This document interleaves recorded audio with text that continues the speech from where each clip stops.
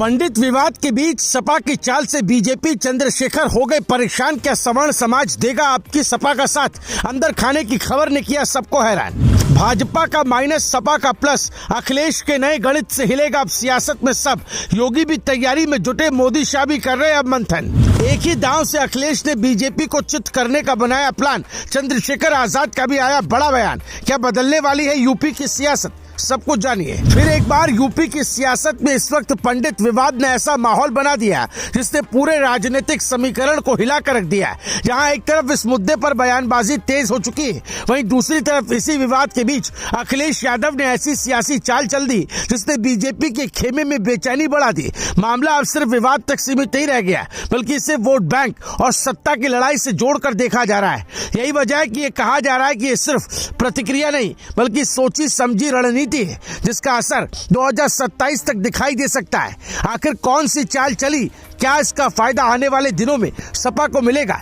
चलिए आपको सब बताते हैं। दरअसल समाजवादी पार्टी अब इस पूरे पंडित विवाद को एक बड़े नैरेटिव में बदलने की कोशिश कर रही है। ब्राह्मण समाज को लेकर जो मुद्दे हाल के दिनों में सामने आए, उन्हें सपा ने मौके के रूप में देखा। पार्टी लगातार ये संदेश देने की कोशिश कर रही है कि सवर्ण समाज, खासकर ब्राह्मणों की अनदेखी हो रही है। यही वजह है कि सपा ने अपने ब्राह्मण चेहरों को आगे बढ़ाया और इस वर्ग के बीच पैठ बनाने की कोशिश तेज कर दी। अगर इस नैरेटिव को जमीन पर समर्थन मिलता है तो इस सीधे तौर पर बीजेपी के कोर वोट बैंक को प्रभावित कर सकता है। लेकिन ये रणनीति सिर्फ ब्राह्मणों तक सीमित नहीं है। अखिलेश यादव ने एक साथ कई मोर्चों पर काम शुरू किया। पश्चिमी यूपी में गुर्जर समाज को साधने की कोशिश हो रही है, जहां ये समुदाय कई सीटों पर निर्णायक भूमिका में। वहीं पूर्वांचल में निषाद और मल्ला समाज पर फोकस बढ़ा दिया है।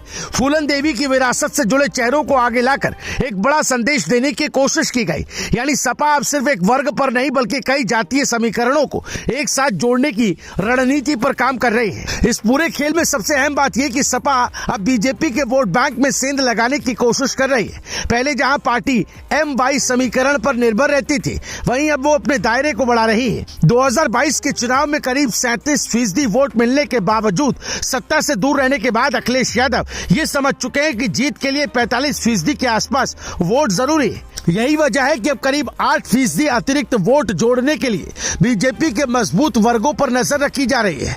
इस सियासी चाल का असर सिर्फ बीजेपी तक सीमित नहीं है, चंद्रशेखर आजाद जैसे नेताओं की राजनीति पर भी इसका प्रभाव पड़ सकता है। क्योंकि दलित और पिछड़े वोटों के साथ अगर सवर्ण समीकरण भी बदलता है तो पूरी सियासत का संतुलन बदल सकता है। यही वजह है कि अब कई राजनीतिक दल इस रणनीति पर नजर बनाए हुए और अपने अपने स्तर पर जवाबी तैयारी भी शुरू कर चुके हैं। अब सबसे बड़ा सवाल यही है कि क्या ये दांव जमीन पर सफल होगा या सिर्फ सियासी चर्चा बनकर रह जाएगा।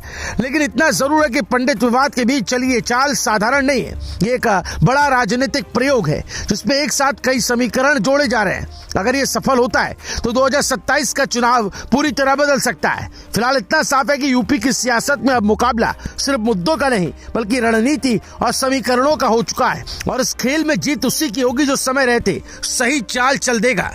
Bureau report, news live TV.